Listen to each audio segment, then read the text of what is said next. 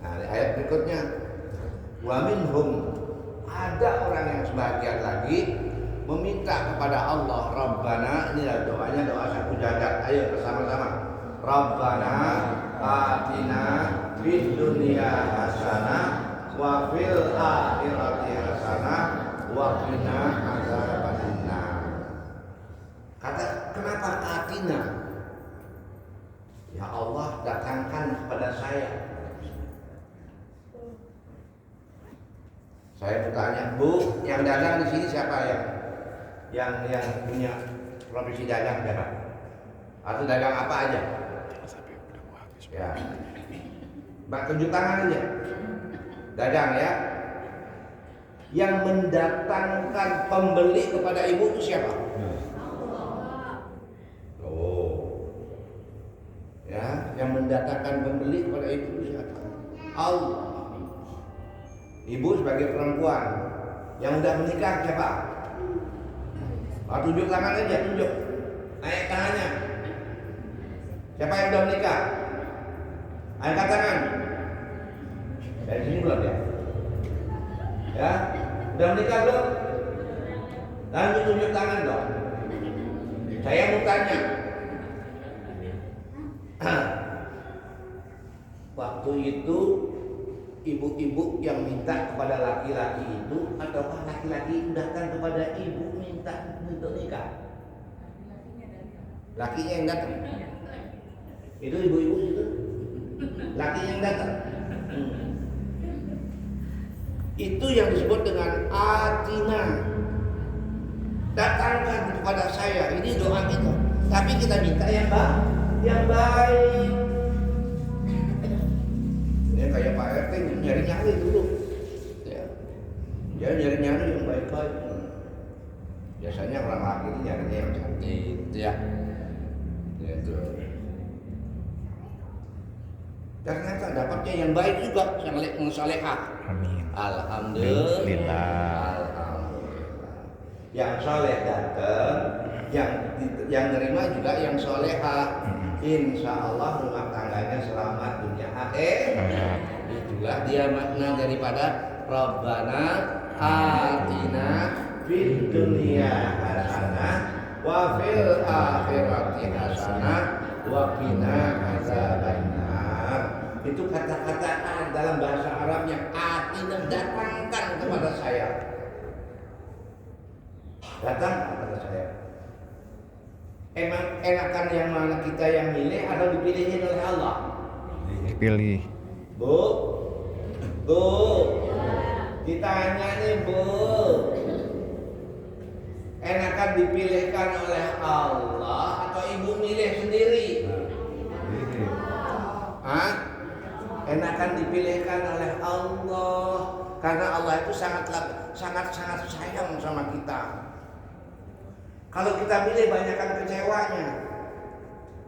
Ternyata begitu gantengnya, bukan main, kayanya bukan main, ternyata dia kafir. Mau?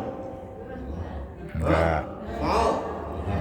Ternyata dia kafir, musyrik, makan babi. Ganteng, bukan main. Masya Allah gantengnya. Ternyata halo apa kabar?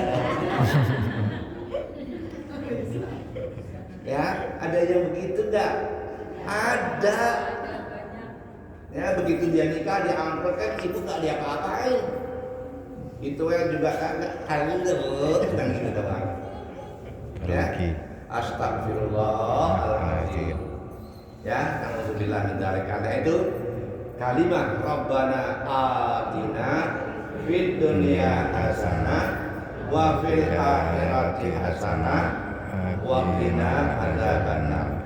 Di dunia kita bahagia, di akhirat juga insyaallah. Ketika di dunia sebagai ibadah berbuah, kemudian kita nikmati buahnya di akhirat, lalu kemudian kita dijaga jangan sampai hambaku yang ada di Masjid Baitul Karim ini saat ini jangan sampai kesentuh api neraka. Amin gitu.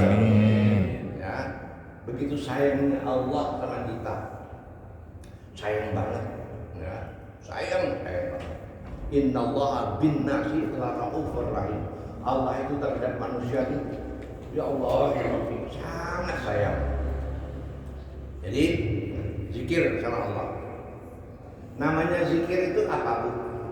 Artinya mengingat kepada Allah. Apa yang diingat?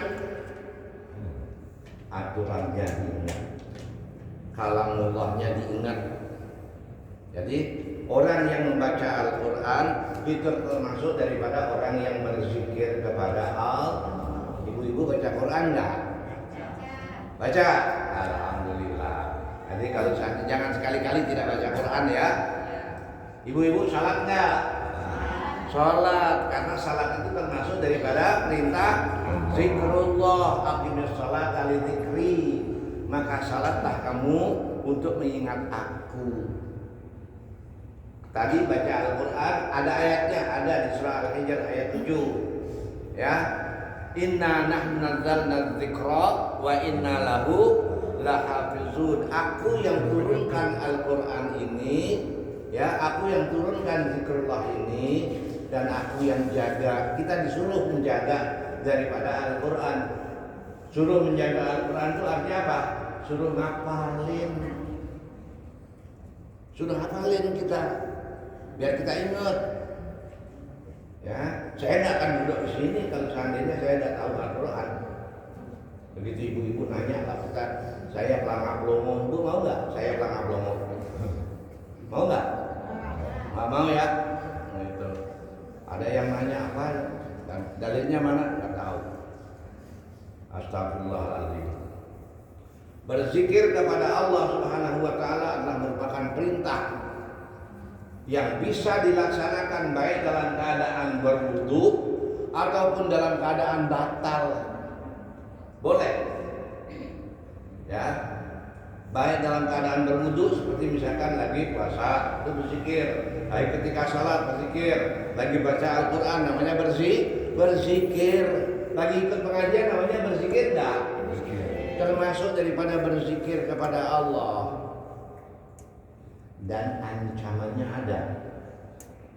Orang yang meninggalkan zikir kepada Allah itu ada di dalam surah Toha ayat 124. Surah apa? Toha ayat berapa? 124. 124. Man a'rada an dzikri, siapa yang melalaikan zikir kepadaku. Tidak mau zikir ya, dia nggak mau salat, nggak mau baca Quran. Majlis taklim ogah, ya. Man a'rada an dzikri, fa inna lahu ma'isyatan dhanka. Niscaya akan aku berikan kepadanya kehidupan yang sempit. Tahu kehidupan yang sempit? Udah sempit, miskin, bingung, akhirnya gantung diri. Itu orang yang sempit, akhirnya kafir dia. Ya, orang yang putus asa. Gara-gara apa? Melalaikan zikir kepada Allah. Ini ayatnya di dalam surah Toha ayat 124 ada. Man a'rada an dzikri fa inna lahu ma'isyatan dhanka. Barang siapa yang melalaikan zikir kepadaku, akan aku berikan dia kepada kehidupan yang sempit. Wa yaumal qiyamati yab'atsu a'ma. Nanti pada hari kiamat, ya akhirat nanti, itu dibangkitkan ibu-ibu ini dalam keadaan mereka yang melalaikan zikir itu dalam keadaan buta. Nanya dia, lah kenapa saya dibangkitkan dalam keadaan buta? Padahal dulu ketika di dunia saya itu orangnya melihat celek, mata saya belok. Karena kamu melupakan, maka pada saat ini dilupakan Allah. Na'udzubillah min.